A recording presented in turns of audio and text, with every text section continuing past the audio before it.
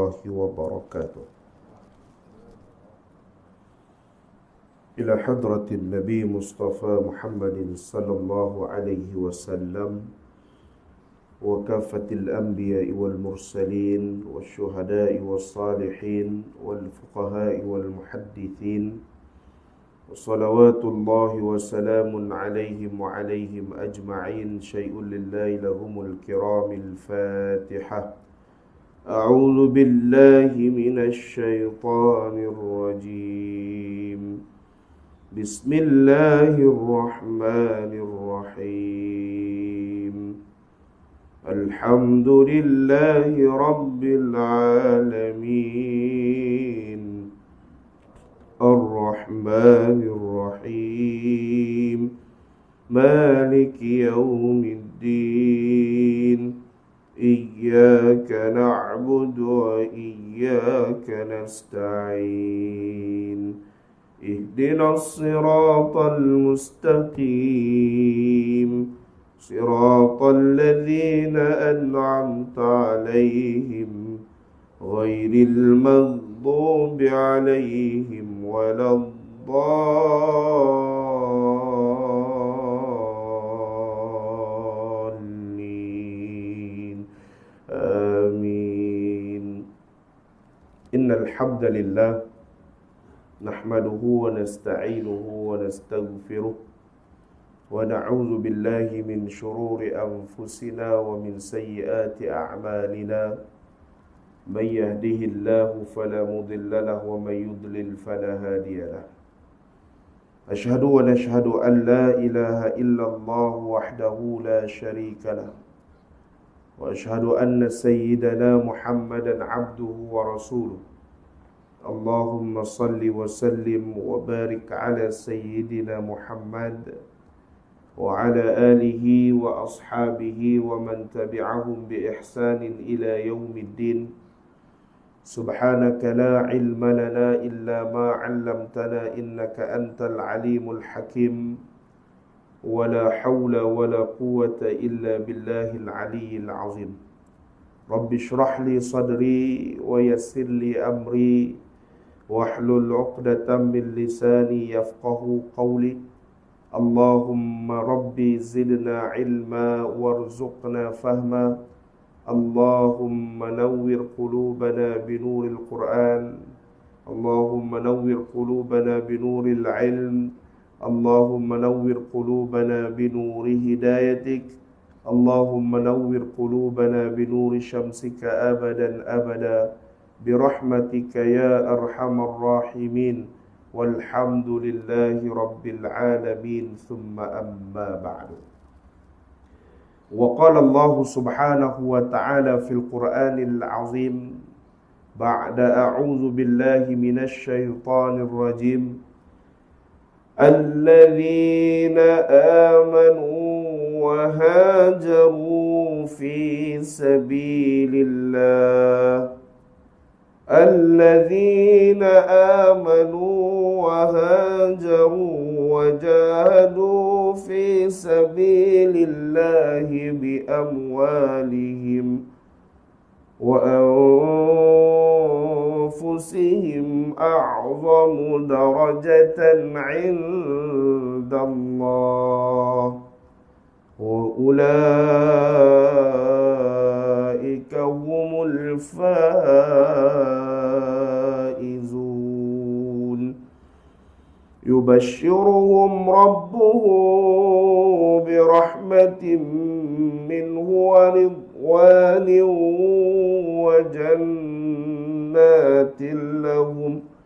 وجنات لهم فيها نعيم مقيم. Sadaqallahul Azim. Surah At-Taubah ayat yang ke-20 dan ayat yang ke-21. Allah Subhanahu wa taala berfirman, sesungguhnya orang-orang yang beriman dan berhijrah serta berjihad di jalan Allah Subhanahu wa taala dengan harta benda mereka dan sepenuh jiwa dan raga mereka mempertegakkan agama Allah Subhanahu wa taala mereka ini adalah lebih besar dan tinggi darjatnya di sisi Allah Subhanahu wa taala. Mereka ini mendapat keredaan daripada Allah Subhanahu wa taala melebihi daripada orang-orang yang hanya memberikan minum kepada orang-orang yang berjihad di jalan Allah, kepada orang-orang yang memberikan makan kepada mereka yang memakmurkan rumah-rumah Allah, dan mereka itulah orang-orang yang berjaya di dunia dan di akhirat. Maka Allah Subhanahu wa taala menyebutkan pada ayat yang ke-21, mereka ini digembirakan oleh Allah Subhanahu wa taala dengan diberikan rahmat oleh Allah Subhanahu wa taala dan diberikan keredaan daripada Allah Subhanahu wa taala, serta mereka akan beroleh syurga Allah dan mereka berada di dalam syurga Allah Subhanahu wa taala dalam keadaan yang tenang, senang dan kekal buat selama-lamanya. Saya hormati pengurusi surah An-Nur, Tuan Imam seluruh ahli jawatan kuasa surau, yang saya muliakan tuan-tuan guru, para alim ulama, para asatizah, tuan-tuan seluruh kepimpinan masyarakat, muslimin, muslimat, hadirin, hadirat, ibu-ibu, ayah-ayah yang dirahmati Allah Subhanahu wa ta'ala. Mudah-mudahan kita semua berada di bawah naungan serta rahmat dan kasih sayang Allah Subhanahu wa ta'ala. Mudah-mudahan kita semua sentiasa berada dalam kalangan hamba yang diberikan keampunan oleh Allah Subhanahu wa ta'ala. Mudah-mudahan kita semua tersenarai dalam kalangan ahli-ahli syurga Allah. Amin ya rabbal alamin. Marilah sama-sama kita merafakkan setinggi rasa syukur kita ke hadrat Allah Subhanahu wa ta'ala. Kerana dengan limpah dan kurnia daripada Allah Subhanahu wa ta'ala, Allah berikan kita kesempatan untuk kita hadirkan hati-hati kita, untuk kita hadirkan jiwa-jiwa kita pada pagi ini, dalam rangka untuk kita nak mengabdikan diri kita kepada Allah Subhanahu wa ta'ala, dalam proses untuk kita nak meningkatkan keimanan serta memperkukuhkan ketakwaan kita kepada Allah Subhanahu wa ta'ala. Kita bersyukur pada Allah Subhanahu wa ta'ala kerana Allah membangunkan, menghidupkan kita semula setelah dimatikan seketika pada malam hari. Dan Allah kejut kita untuk kita hadir sama-sama ke rumah Allah Subhanahu wa ta'ala, nak menyatakan bahawa kita memerlukan redha daripada Allah Subhanahu wa ta'ala. Jadi marilah sama-sama kita niatkan dengan kehadiran kita pada pagi ini semata-mata kerana Allah Subhanahu wa ta'ala. Muslimin, muslimat, hadirin, hadirat yang dirahmati Allah Subhanahu wa ta'ala. Lama saya tak mai ke tempat tuan-tuan ni. Beberapa kali dah dipanggil untuk hadir ke sini, tapi bertembung jadual. Kebetulan pagi ni kosong. Saya hadir pada pagi ni, tengok pun ingat salah surau tadi. Berubah dah. Sebelum ni orang perempuan duduk sebelah sini. Betul? Oh, lama sangat dah tu. No? Sebelum PKP lah. Lama dah tuan-tuan. Jadi mai-mai pagi ni tengok berubah dah ni. Ada mimbar dah. Kan? Ada mimbar boleh naik tebal jemaat dah ni. Buat jemaat dah sini ya. Kan? Jemaat? Belum ni? Belum lagi. Ingat buat jemaat lah.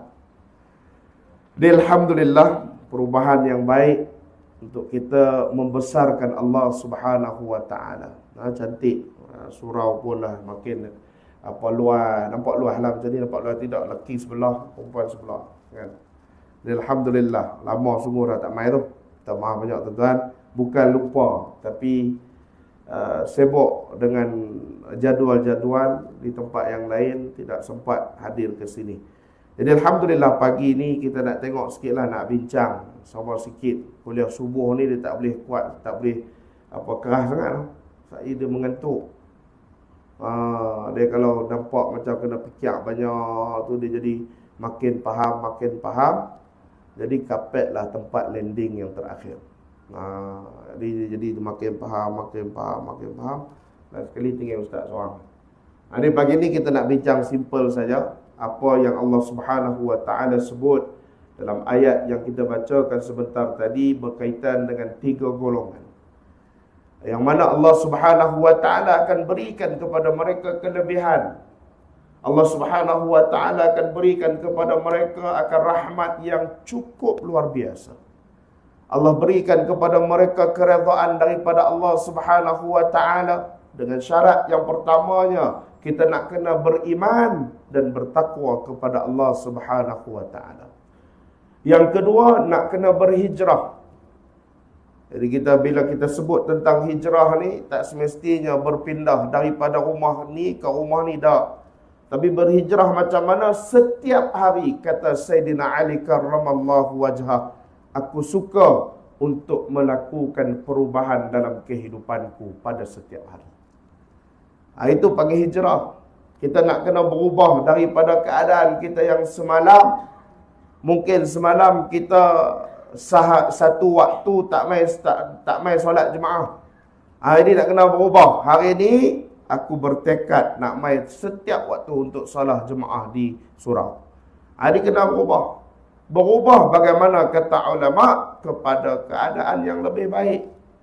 Maka golongan yang suka berhijrah, suka berubah diri dia, keadaan kehidupannya ke arah yang lebih baik ini diberikan kerahmatan oleh Allah Subhanahu wa taala. Dan golongan yang ketiga adalah mereka yang berjihad di jalan Allah Subhanahu wa taala. Bukan kata kalau berjihad ni kita kata kena pegang senapang, kena pegang bom, kena galah kena naik kereta kebai. Tak, berjihad itu adalah perkataan yang umum yang mana kita berada dalam kehidupan kita hari ini adalah merupakan jihad di jalan Allah Subhanahu wa taala. Sekiranya setiap inci dalam kehidupan kita itu dikaitkan dengan Allah Subhanahu wa taala. Ni kita tengah berjihad ni. Berjihad nak jadi orang yang baik. Berjihad untuk nak mempertahankan keimanan dan ketakwaan kita kepada Allah Subhanahu wa taala. Adapun jihad yang jelas dan yang kita dah tahu dah memang itu jihad di jalan Allah ialah mempertahankan agama Islam. Jadi nak kena turun pegang senapang orang yang memusuhi Islam. Adapun di Malaysia kita berjihad tak pertahankan Islam, berjihad juga kalau ada dalam kalangan mereka yang cuba meruntuhkan agama kita, kita nak kena pertahankan. Maka tuan-tuan muslimin muslimat, hadirin hadirat yang dirahmati Allah Subhanahu wa taala, kita sekarang ni sedang Allahumma salli ala Muhammad diperlihatkan dengan keadaan yang begitu dahsyat. Kehancuran yang begitu luar biasa berlaku kepada saudara kita di Palestin. Pagi tadi saya pukul 4 lebih bermuamalah ataupun bersembang dengan sahabat kita di sana live, buat video call. Allahu akbar tuan-tuan. Elektrik memang tak ada dah. Sumber air memang kurang. Hospital hanya menggunakan generator 8 jam sahaja elektrik. Nak guna mesin dan sebagainya. Ada yang sebahagiannya menggunakan tenaga solar. Dan sekarang ni musim sejuk, matahari kurang. Begitu sekali Allah uji mereka dalam keadaan yang cukup memeritkan. Bila mana saya tanya kepada mereka, kepada seorang sahabat saya ni lah, macam mana keadaan di sana, apa yang diperlukan. Dia tak sebut pun berkaitan dengan duit, tak sebut pun berkaitan dengan makanan, tidak sebut pun berkaitan dengan harta benda. Tapi dia sebutkan adalah memerlukan doa daripada kita semua. Allahu akbar. Kuat tuan-tuan. Kena dekat kita tu. Tiba-tiba orang main tak bom kat surau ni. Allah.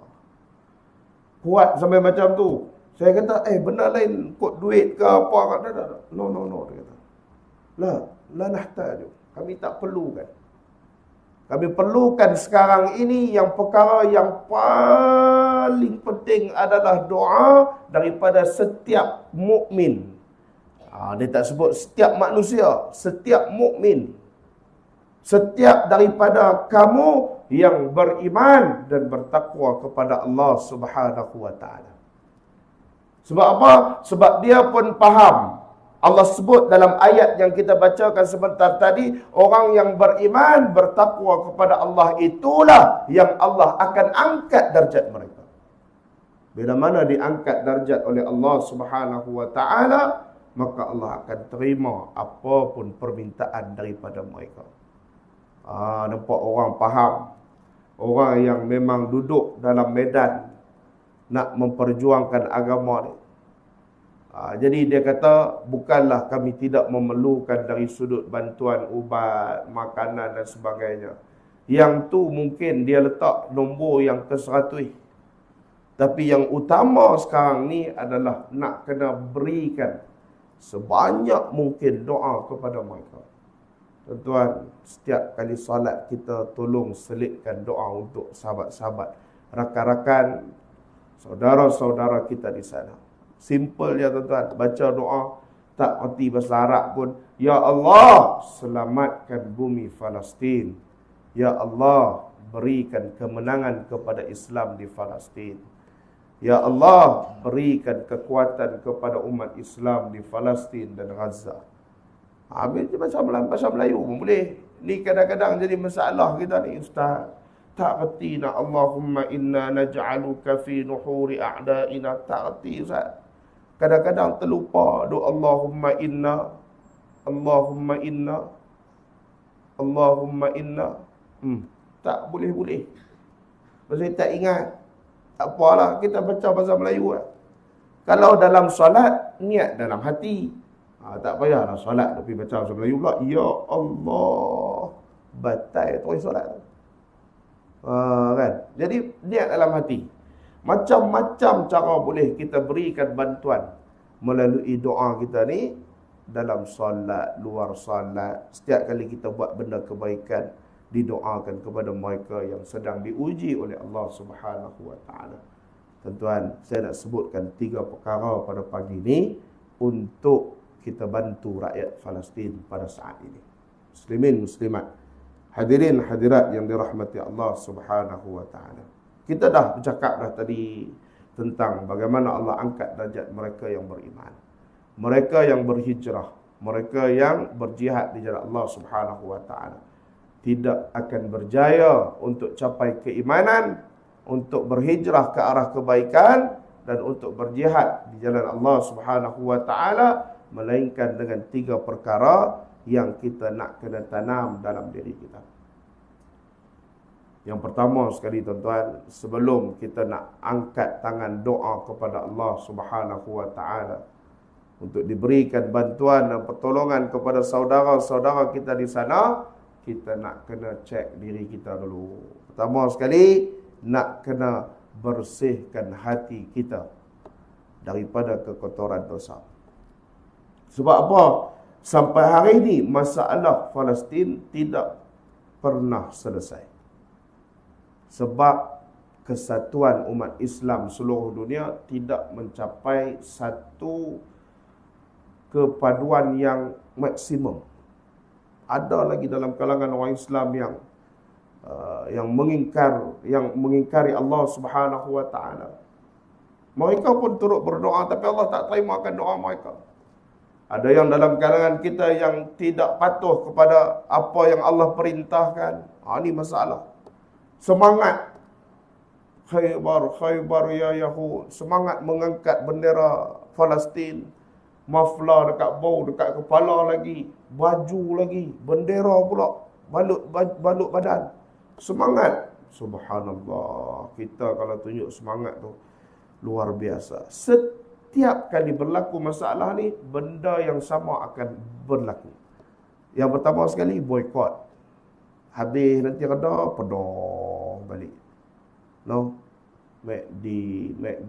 McDonald's, Starbucks, sebagainya lah. Barang-barang Nestle lah, apalah. Ni barang-barang orang Melayu kita, orang Islam. Pada orang Islam tengah duk naik lah ni. Saya boykot habis dah. Tiap kali berlaku macam tu. Dia panggil hangat-hangat.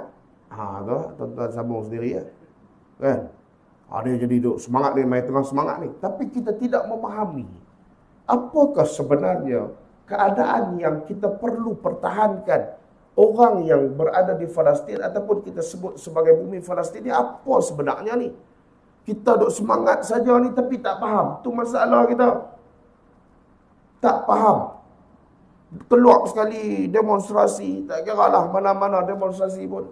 Di Negeri Sembilan buat, di KL buat, di mana buat semalam, di Kedah. Solidariti rakyat Kedah bersama dengan Palestin. Semangat semua pi. Tengok tak sembahyang. Kan? Semangat perempuan balik macam tu orang sembahyang tak? Allahu Akbar. Tuan-tuan. Tak kira lah di mana pun. Maksudnya dalam keadaan kita nak mempertahankan agama, nak memperjuangkan agama, tapi kita meruntuhkan agama kita. Hak tu yang kita nak kena semak dan nak kena betulkan dulu. Kalau tidak, sampai bila pun Allah takkan menerima dan mendengar akan doa-doa kita. Doa saja tak sampai. Doa Allahumma inna naj'aluka fi nuhuri a'da'ina ونعوذ بك من شرورهم اللهم بدد شملهم وفرق جمعهم وشتت كلمتهم وزلزل أقدامهم. Menangis-nangislah. Tapi Allah tak angkat pun doa kita. Rugi tuan-tuan. Rugi.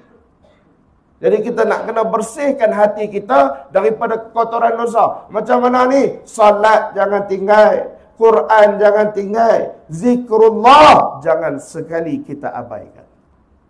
Sekarang ini sumber kekuatan kita. Nak bagi doa ni sampai kepada mereka. Allah pandang dan Allah angkat ujian yang diberikan kepada rakyat Palestin. Kalau tidak, sampai bila pun tak selesai. Kenapa jadi begitu? Sebab apa kita terbabit dengan perkara ini? Kerana isu yang berlaku di Palestin itu adalah isu akidah. Sebab tu kita nak kena rasa sensitif, kita nak kena rasa kita pun terlibat sama dalam permasalahan ni. Sebab ni isu akidah. Mereka nak runtuhkan tempat yang menjadi kiblat yang pertama bagi orang Islam. Mereka dah sebut dah dalam satu video. Mereka akan runtuhkan Masjid Al-Aqsa. Allahu Akbar. Usaha tu dah lama dah. Korek daripada bawah tanah lah. Nak bagi runtuh tiba-tiba lah. Macam-macam usaha tu ada. Pasal apa yang mereka benci sangat kepada kita ni? Kepada umat Nabi Muhammad sallallahu alaihi wasallam. Sebab mereka daripada kalangan Bani Israel yang tidak boleh menerima Nabi akhir zaman itu bukan dalam kalangan mereka. Bencinya mereka kepada kita. Macam-macam lah. Kisah kalau kita nak cerita tu panjang. Daripada zaman Nabi Allah Musa, sebelum tu lagi, perpecahan di antara Israel, Bani Israel ni berlaku ketika mana Fir'aun ditenggelamkan dalam laut, ketika mana Musa melintasi Laut Merah. Macam-macam. Ini cerita rentetan. Tuan-tuan boleh tengoklah video, banyak ada orang terangkan sekarang ni.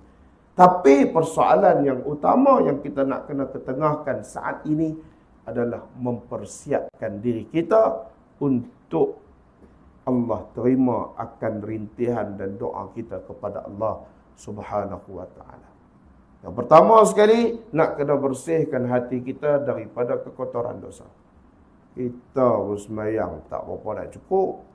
Kadang-kadang semayang Zuhur 2 rakaat, waktu Zuhur 2 rakaat lagi masuk dah waktu asar.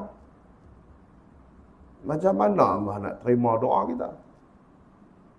Kan kita buat perkara yang haram, yang Allah larang, bagaimana Allah nak mustajabkan doa kita? Bagaimana Allah nak terima doa kita? Nabi sebut dalam satu hadis, فَأَكَلَ بِالْحَرَامِ فَيَشْرَبُهُ حَرَامِ وَيَلْبَثُهُ حَرَامِ faghudhiya bil haram fa kaifa astajabu lah. Makanannya haram, minumannya haram, perbuatannya haram, baju pakaiannya semua haram, percakapannya kerja duk menipu orang saja. Bagaimana mungkin Allah nak memakbulkan, menerima akan doa-doa kita? Allahumma salli ala Sayyidina Muhammad. Tuan-tuan muslimin muslimat, ibu-ibu ayah-ayah yang dirahmati Allah Subhanahu wa taala. Kalau kita tak ambil perhatian akan perkara ini, maka isu masalah yang berlaku hari ini tidak akan selesai. Kita angkat tangan saja, ya Allah tak angkat doa kita. Tadi kita nak kena bersihkan hati. Yang kedua, nak kena bersihkan hati. Yang pertama tadi. Yang kedua, kita nak kena mula untuk mengikhlaskan diri kita dalam kita mengabdikan diri kita kepada Allah Subhanahu wa taala. Dalam erti kata, kita nak kena salat dalam keadaan yang khusyuk. Nak kena buat ibadah dalam keadaan menyerahkan segala-galanya kepada Allah, bersedekah, ikhlas. Kita salat dalam keadaan yang khusyuk. Kemudian apa lagi? Kita baca Quran dalam keadaan yang ikhlas. Jadi yang pertama, kita nak bersihkan diri kita dengan memperbanyakkan ibadah kepada Allah Subhanahu wa taala. Bila dah memperbanyakkan ibadah, kita nak kena ikhlas. Nak kena tulus dalam kita mengabdikan diri kita kepada Allah. Baru Allah akan terima segala amal ibadah kita tadi ni. Banyak pun ibadah, tapi kalau tak datang keikhlasan, tak hadir dalam diri kita, dalam pengabdian kepada Allah, maka tidak diterima ibadah kita. Main surau ni, pagi ni, mereka kata, Ustaz tu lama tak main, nak main tengok sikit. Jadi, ke mana besar ke kecil ke? Makin besar nampak kayak ni. Dia bukan nak main dengar sangat pun, nak main tengok. Kan? Main pagi ni, lama tak main pagi ni, mereka duk kata, lama tak nampak biar pagi ni. Bukan sebab kerana kita nak meletakkan pengharapan kita kepada Allah Subhanahu wa taala untuk kita nak beribadah sesungguh-sungguhnya kepada Allah Subhanahu wa taala. Tadi kita nak kena ikhlas. Maka ikhlas itu datang dengan 3 keadaan. Yang pertama sekali, ikhlas sebelum melakukan ibadah. Ikhlas sebelum kita melakukan ibadah. Sebelum nak mai ke surau pagi tadi ni, ikhlas. Ya Allah, jadikan perjalananku ke surau pada pagi ni diredai oleh-Mu, ya Allah. Ikhlas. Jadi ikhlas ni kita tak boleh nak ukur pun dengan siapa-siapa. Hatta suami kita, isteri kita pun tak boleh kata, abang ni nampak tak ikhlas. Tak boleh. Pasal ikhlas ini rahsia Allah Subhanahu wa taala. Kalau kita buat ibadah, kita rasa tenang, kita rasa tenteram, rasa bahagia, seronok, maka ikhlaslah tu. Kalau kita buat ibadah rasa makin tak apa nak, tak apa nak tenang, nampak kaya ni. Makin baca Quran makin serabut, makin solat makin tak tenang. Tu ikhlas tu tak ada. Allah tak berikan. Sepatutnya solat itu mendatangkan ketenangan. Baca Quran itu ala bidzikrillah tatma'innul qulub, mententeramkan hati kita, menenangkan hati kita. Kemudian ikhlas semasa melakukan ibadah. Tengah-tengah sembahyang ikhlas. Kita baru nak angkat takbir ikhlas, dah masuk dah dalam surau ikhlas, tengah duk kita nak buat ibadah, di tengah baca Quran ikhlas. Kan kita tengah-tengah baca Quran, orang main sebelah sembahyang. Keliak dia kata. Tadi tak ada orang. Ni orang main dah, pederah sikit dah. Innal ladzina kafaru sawa'un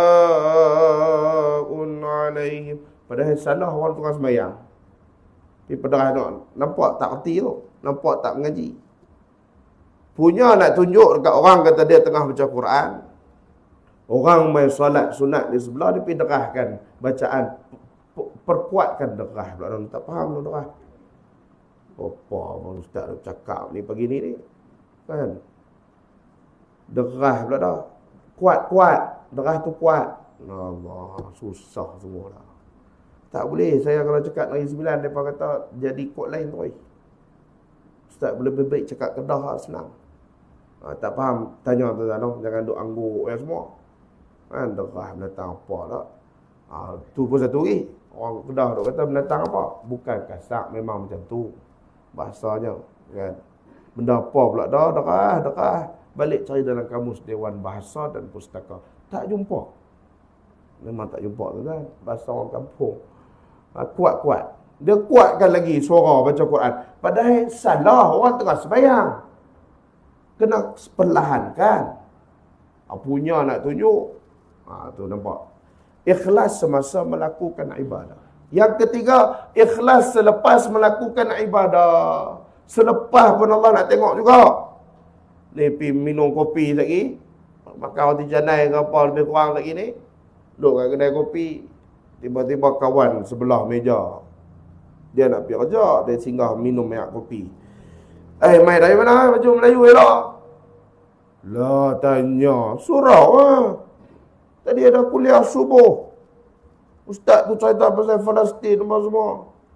Nampak tadi kat surau tu aku paling nampak faham tu. Mula.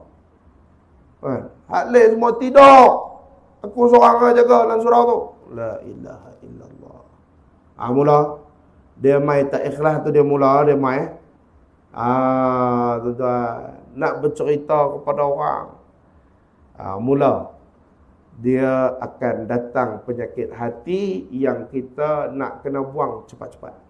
Bermula dengan ujub. Disebutkan ujub itu apa? Berbicara dengan diri sendiri.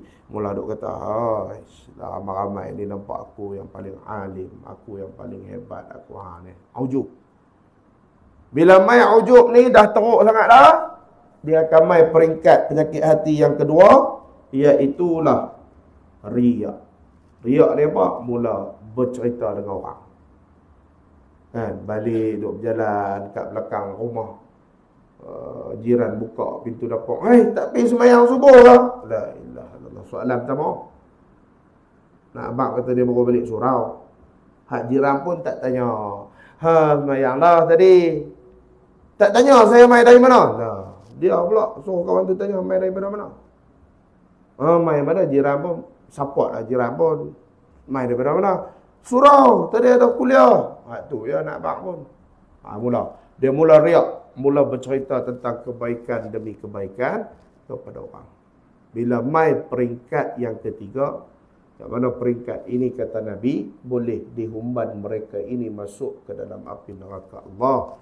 Wal'ayazubillah. Iaitulah takabur.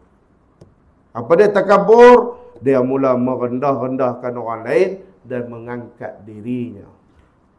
Dia tadi kat surau tadi, Allah ustaz tu cerita. Bukan ada apa pun. Kalau aku boleh cerita tu lagi hebat pada dia. Mula. Dia mula merendahkan orang lain. Mula mengangkat akan dirinya. Itu dia mai peringkat takabur. Boleh dihumban mereka ini masuk ke dalam api neraka Allah. Wal'ayazubillah. Jadi ikhlas tu nak kena mai 3 keadaan. Sebelum, semasa, selepas. Kemudian kita dah ikhlas dah. Tadi kita dah banyakkan ibadah kita. Sebab ni nak pastikan Allah terima doa kita ni.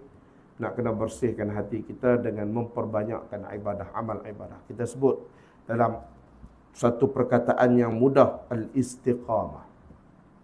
Kita konsisten, istiqamah. Sentiasa memperbanyakkan dan melakukan ibadah kepada Allah Subhanahu wa ta'ala. Muslimin, muslimat, hadirin, hadirat dirahmati Allah. Yang ketiga, kita nak kena datangkan sifat yakin dalam diri kita untuk kita pastikan bahawa setiap perkara yang kita lakukan itu mendapat keredaan Allah Subhanahu wa ta'ala.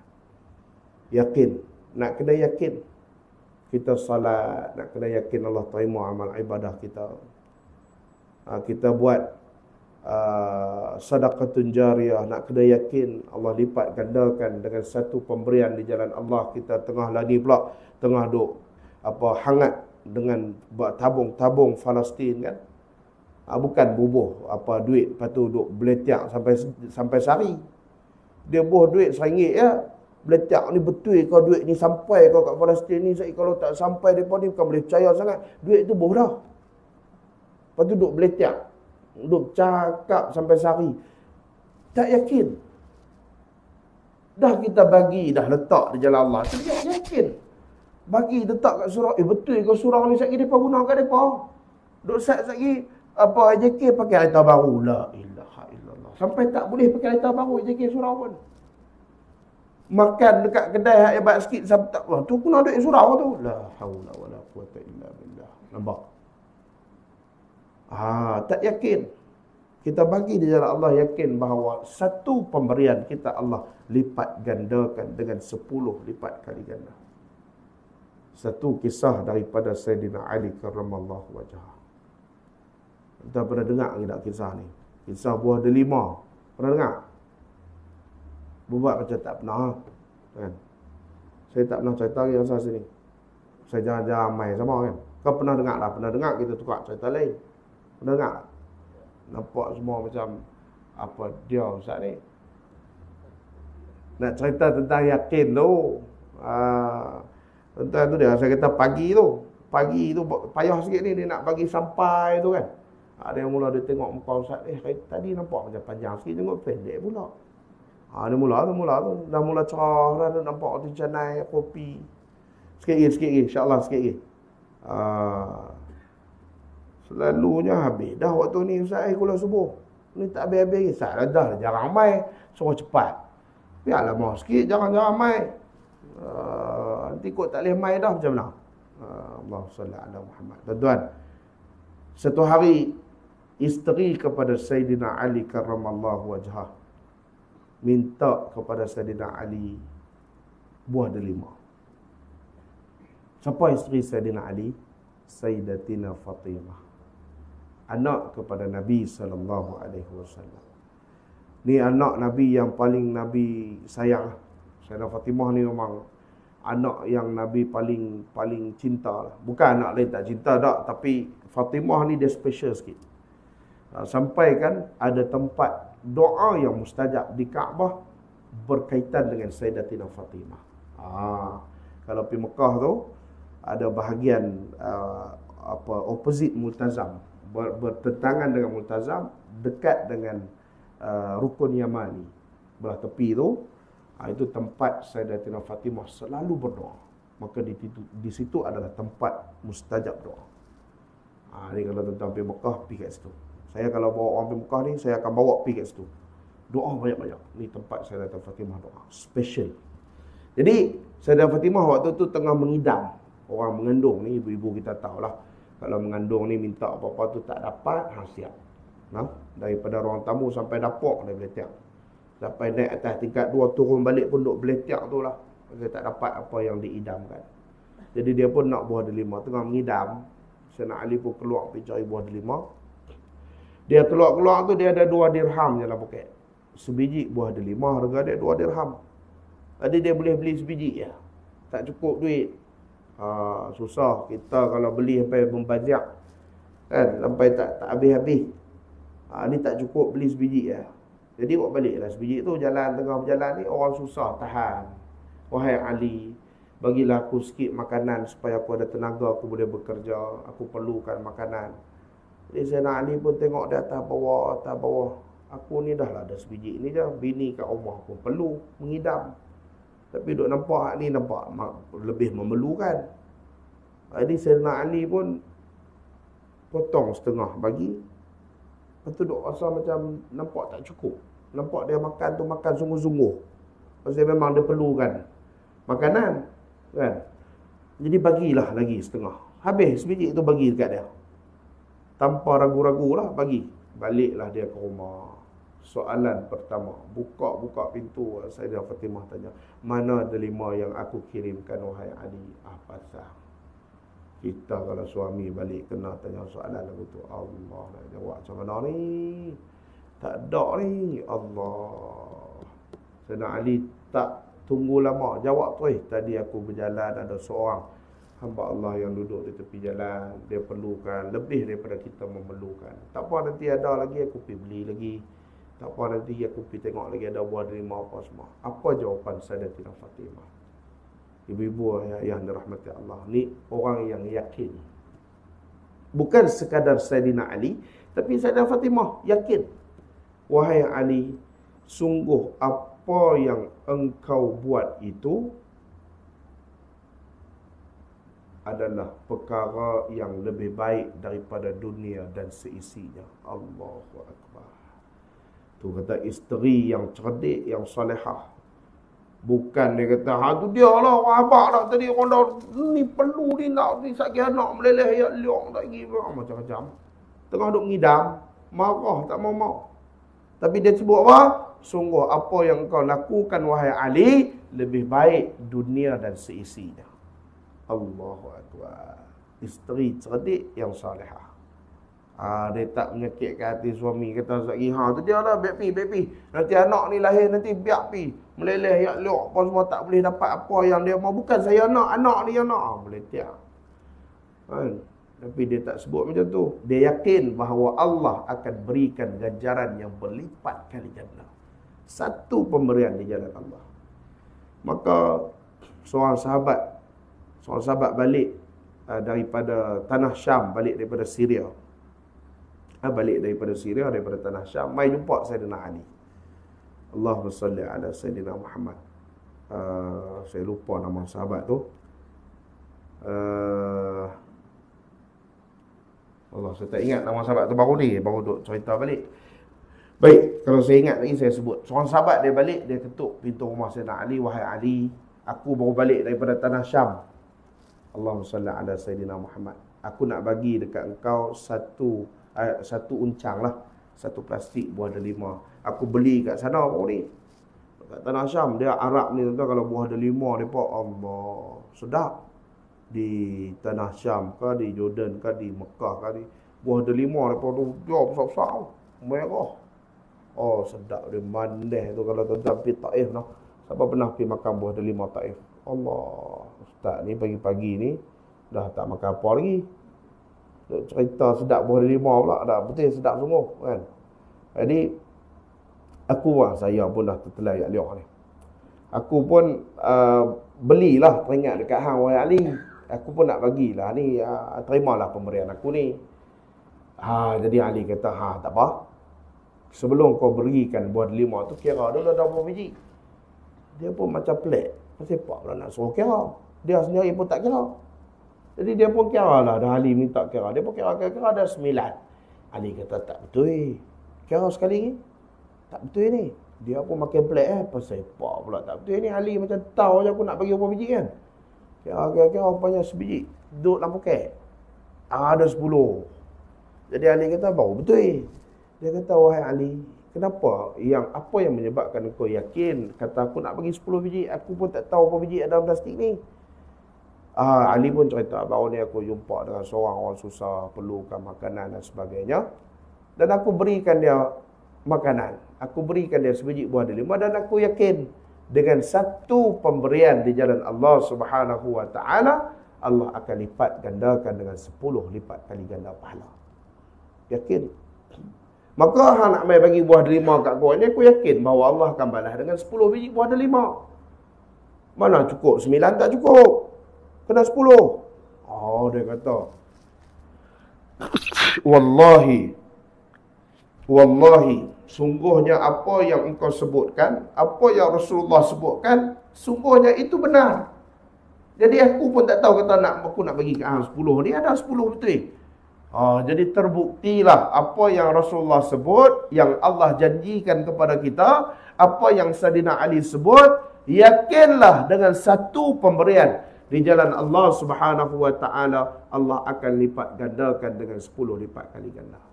Allahu Akbar. Itu bab yakin. Kalau solat pun sama juga, yakinlah Allah akan berikan pahala yang berlipat kali ganda. Baca Quran pun sama. Man qara'a harfan min kitabillah, Nabi sebut dah. Siapa yang baca satu huruf daripada kitab Allah Subhanahu wa taala, iaitulah Al-Quran, falahu hasanah, akan dapat kepadanya satu kebaikan. Wal hasanatu asyru amsalha, dan satu kebaikan itu dilipat gandakan dengan 10 lipat kali ganda. La aqulu alif lam mim harfun, walakin alifun harfun wa lamun harfun wa mimun harfun.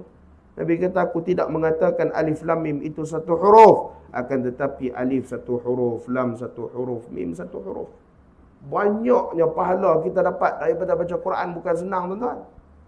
Kalau kita tengok Fatihah saja pun, ada berapa huruf surah Fatihah? Jenuh pula dah, nak kena jawab berapa huruf pula dah pagi ni. Baru tak tidur, tanya lagu tu, berapa huruf surah Fatihah? Ustaz tak ada kira. Saya baca setiap hari sampai tak ada nak kira. Kan, ada berapa huruf surah Fatihah, balik kira tuan-tuan. Kali dengan 10, dengan satu huruf Allah berikan 10 lipat kali ganda pahala. Lepas tu kali pula dengan 17 solat fardu, 17 solat sunat. Daripada Imam Syafi'i semua sekali 34 kali kita beribadah sehari membaca surah Al-Fatihah. Kali. Bukan nak suruh kita kira pahala, tak. Nak abang kata Allah berikan ganjaran pahala yang cukup luar biasa. Yakin. Jadi saya boh RM1 dalam tabung surau, balik tunggu kat rumah. Ada tak orang bagi RM10? No? Dia kata, ustaz ni mohong lah. Aku boh dah tadi RM1 dalam tabung surau. Tak ada pun orang bagi RM10. Ustaz ni penipu lah. Bukan kita mengharapkan ganjaran di atas dunia. Yakin kita itu, sekiranya tidak diberikan balasan atas dunia, kita nak dapatkan balasan di akhirat.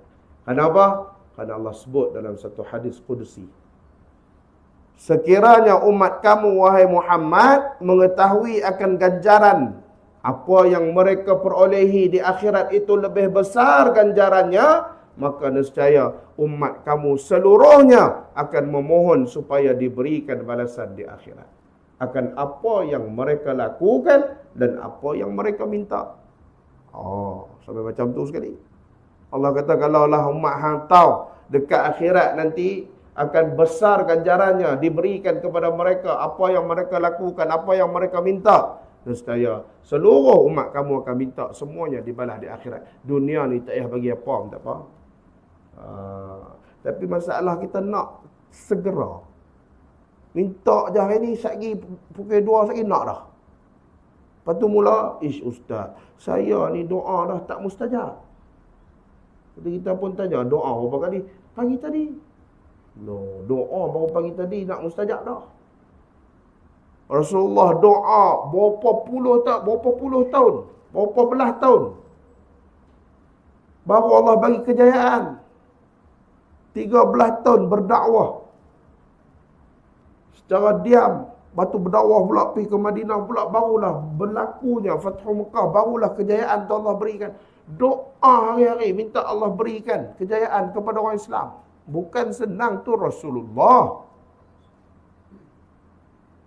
Kita ni bukannya Nabi, bukannya siapa-siapa. Nak kena banyakkan lagi doa. Kalau Allah tak bagi, tambahkan lagi doa. Pertingkatkan segala apa yang menjurus kepada pemberian Allah Subhanahu wa taala. Yang kita sebut tadi, yang pertama, bersihkan hati, memperbanyakkan ibadah, istiqamah dalam melakukan ibadah kepada Allah Subhanahu wa taala. Yang kedua, nak kena ikhlas. Nak kena ikhlas, khusyuk dalam melakukan ibadah. Yang ketiga, nak kena yakin dengan setiap perkara yang kita lakukan itu Allah berikan ganjaran pahala. Hatta kita naik motor pun dihubungkan hatinya dengan Allah Subhanahu wa taala, maka Allah akan berikan pahala kepada kita. Satu hari sahabat tanya kepada Rasulullah sallallahu alaihi wasallam, "Ya Rasulullah, bagaimanakah keadaan Allah dalam kehidupan kita?" Maka Rasulullah kata, "Man arada ay ya'lama ma lahu 'indallah." Siapa yang nak tahu bagaimana keadaan Allah dalam kehidupannya, maka lihatlah bagaimana dia meletakkan Allah dalam kehidupannya. Kita nak tahu macam mana Allah ni duduk dengan dalam kehidupan kita ni, duduk ada sebelah kita ke, duduk ada belakang kita ke, duduk ada tepi kita ke, macam mana keadaan tu. Tengoklah bagaimana engkau meletakkan Allah dalam kehidupanmu. Sakit, cari doktor dulu kan, cari Allah dulu. Kan. Ni sakit dia pusing habis klinik lah. Dekat Allah tak minta sekali pun, tak minta lagi. Kan? Sakit, angkat tangan doa dulu. Ya Allah, berikan kesembuhan penyakit yang aku sedang alami ini, ya Allah. Dah habis ikhtiar semua, pi dah apa baru, ya Allah, dah macam-macam dah ikhtiar, ya Allah, sembuhkanlah aku, ya Allah. Baru nak minta. Dah habis ikhtiar dah, baru nak minta. Terbalik kita ni. Orang kena minta dulu, baru ikhtiar. Angkat tangan minta dulu. Duit tak ada. Ya Allah, aku tak ada duit ni. Berilah aku rezeki. Lapangkanlah rezekiku. Kurniakan aku rezeki yang luas. Itu salah satu lagi istilah yang kita nak kena ubah. Banyakkan kita doa macam mana? Ya Allah, murahkan rezekiku. Murah sungguh. Kan? Kita nak kena sebut, luaskan rezeki. Lapangkan rezekiku, ya Allah. Minta. Bukannya kita tak ada duit, duk pergi kacau merata, cerita orang ni, jiran kawan ni. Kat Allah tak minta pun. Kena mengadu kepada Allah. Maka Nabi kata, tengok bagaimana engkau meletakkan Allah dalam kehidupanmu, maka begitulah keadaan Allah dalam kehidupan kita. Jadi kalau kita utamakan Allah, setiap inci dalam kehidupan kita, kita hubungkan ianya kepada Allah Subhanahu wa ta'ala, maka apapun yang kita minta, Allah akan berikan kepada kita. Muslimin, muslimat, hadirin, hadirat yang dirahmati Allah Subhanahu wa ta'ala. Jadi saya rasa sekadar itu dulu. Seminit lagi cukup 7.30. Saya berhenti takat 7.30 insya-Allah. Nampak makin-makin gelisah tu, duk lapak roti canai yang tarik tu. Kan, takat tu lah, kita tak boleh lama-lama kuliah subuh ni. Kalau lama-lama sekali dia makin tak faham. Ustaz ni cerita apa tahu. Tadi hak Palestin tu faham juga, apa tu makin tak ketahuan lah. Jadi sekadar itu dulu tuan-tuan. Saya faham kita pun bangun awal letih, tak apa. Biar sedikit kata ulama tapi bermanfaat daripada banyak kita mengaji selama ni tapi tidak mendatangkan manfaat dalam kehidupan kita. Saya faham macam tu, hak sikit kita dapat ini kita cuba praktikkan. Kita cuba amalkan apa yang kita faham pada pagi ini. Daripada banyak kita duk mengaji dah selama ni tapi tak pernah amal, maka ianya tidak mendatangkan manfaat dalam kehidupan kita. Wallahu ta'ala, yang baik datang daripada Allah Subhanahu wa ta'ala, yang buruk datang daripada diri saya sendiri. Saya mohon ampun pada Allah, mohon maaf pada tuan-tuan sekalian. Sekiranya ada salah dalam tutur bicara saya mohon teguran. Mudah-mudahan kita semua dirahmati, diberkati oleh Allah Subhanahu wa ta'ala. أعوذ بالله من الشيطان الرجيم بسم الله الرحمن الرحيم الحمد لله رب العالمين والصلاة والسلام على أشرف الأنبياء والمرسلين وعلى آله وصحبه أجمعين اللهم فقهنا في الدين وعلمنا تأويل واهدنا صراط المستقيم اللهم إنا نعوذ بك من علم لا ينفع ومن قلب لا يخشع ومن نفس لا تشبع ومن دعاء لا يستجاب لها اللهم ربي زدنا علما وارزقنا فهما اللهم إنا نجعلك في نحور أعدائنا ونعوذ بك من شرورهم اللهم بدد شملهم وفرق جمعهم وشتت كلمتهم وزلزل أقدامهم وسلط عليهم كلبا من كلابك يا قهار يا جبار يا منتقم يا الله اللهم يا منزل الكتاب ويا مزجي السحاب ويا هازم الأحزاب اهزمهم يا الله اهزمهم يا رحمن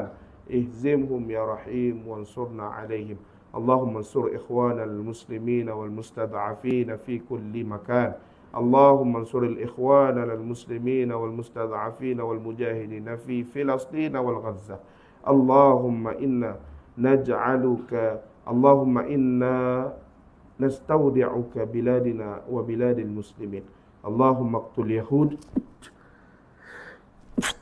اللهم اقتل اليهود في بلاد المسلمين اللهم انقل الأقصى إلى بلاد المسلمين صلى الله على سيدنا محمد وعلى آله وصحبه وسلم سبحان ربك رب العزة عما يصفون وسلام على المرسلين والحمد لله رب العالمين. Jadi insyaAllah kita bertemu lagi pada masa yang akan datang. Sekiranya ada rezeki, ada jodoh yang panjang, insyaAllah kita datang lagi, hadir lagi ke sini. Mudah-mudahan Allah berikan kebaikan dunia dan akhirat. Wallahu ta'ala maqul qawli hadha wa astaghfirullahal azim li wa lakum. Assalamualaikum warahmatullahi wabarakatuh.